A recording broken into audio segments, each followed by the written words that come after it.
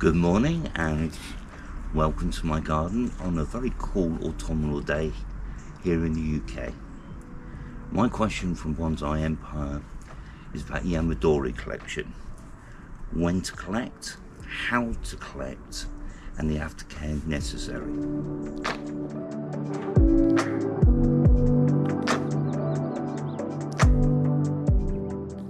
Now, my question from Bonsai Empire is about collecting Yamadori wild trees for the purpose of using them for bonsai. When to collect, how to collect, and the aftercare necessary.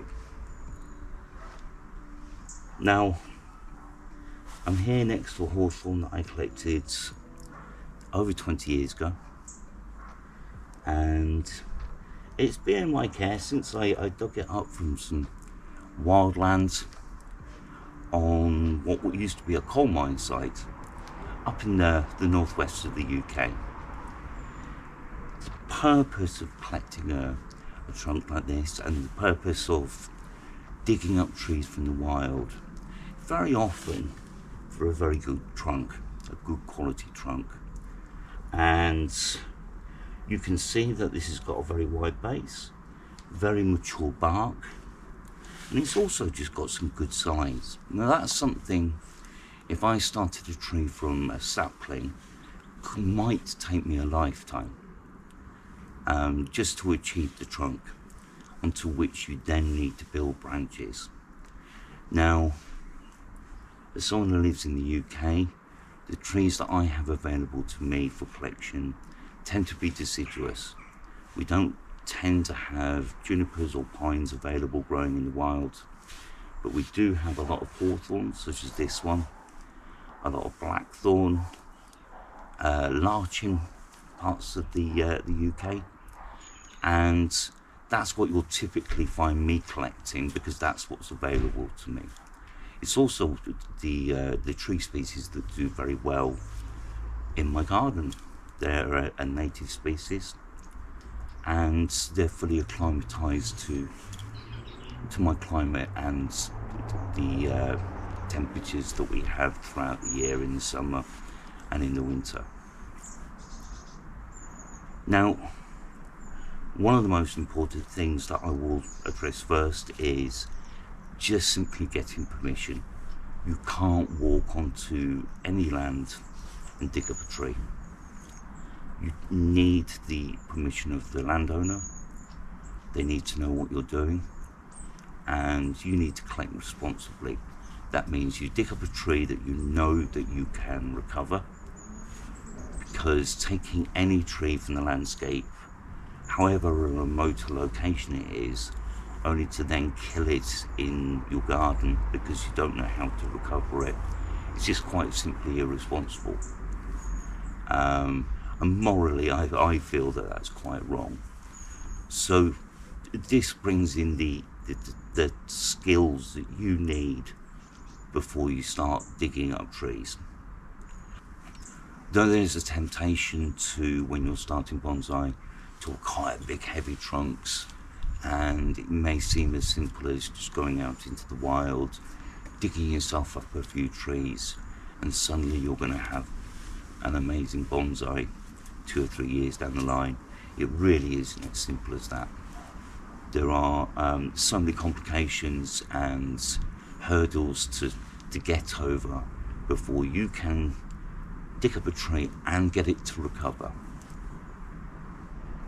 Quite often, the advice that I give to people, particularly when they're first coming into bonsai, is learn to look after the trees that you have already, the trees from the garden centres, and bonsai that you might purchase in local stores and things like that.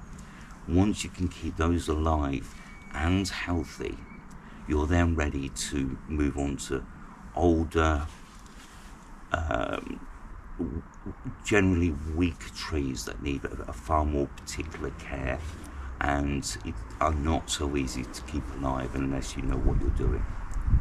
I would also suggest you start looking for material in domestic gardens, material that can actually have really quite a good age, 50, 100-year-olds, trees, we tend to have privet hedges in abundance in this country, and learning to collect trees simply from privet hedges and domestic gardens is a really good next step.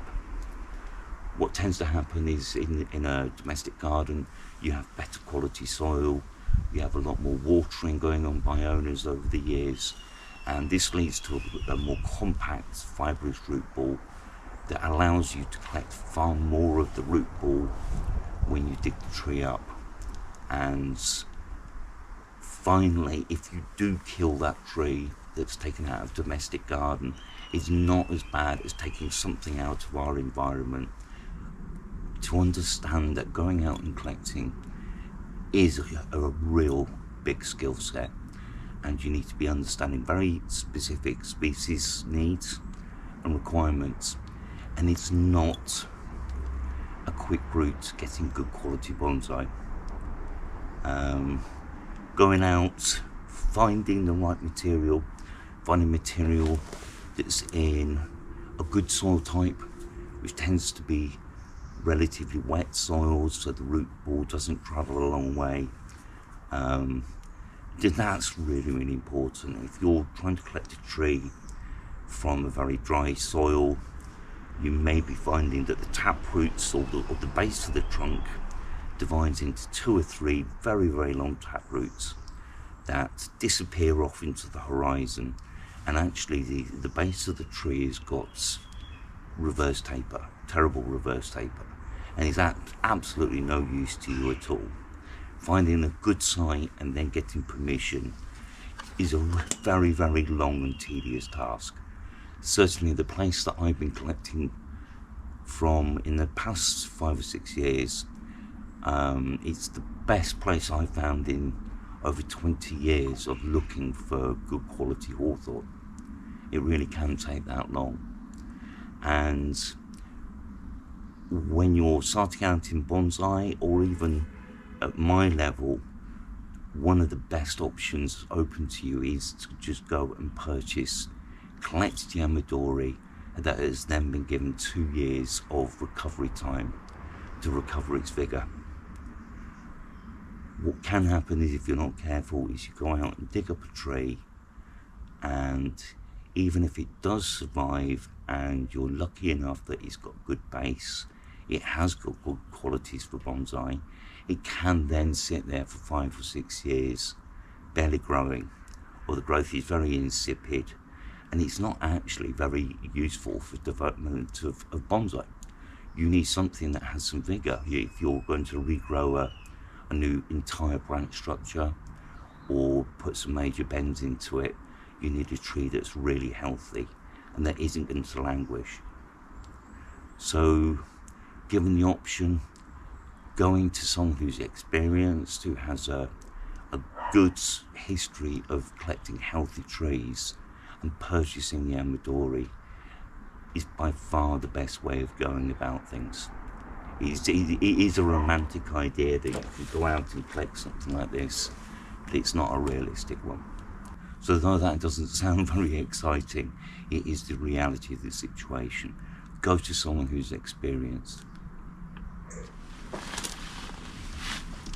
Now, I'm here next to a few of the trees that I've acquired from my collection, none of which I've collected, or none of which I would be able to collect.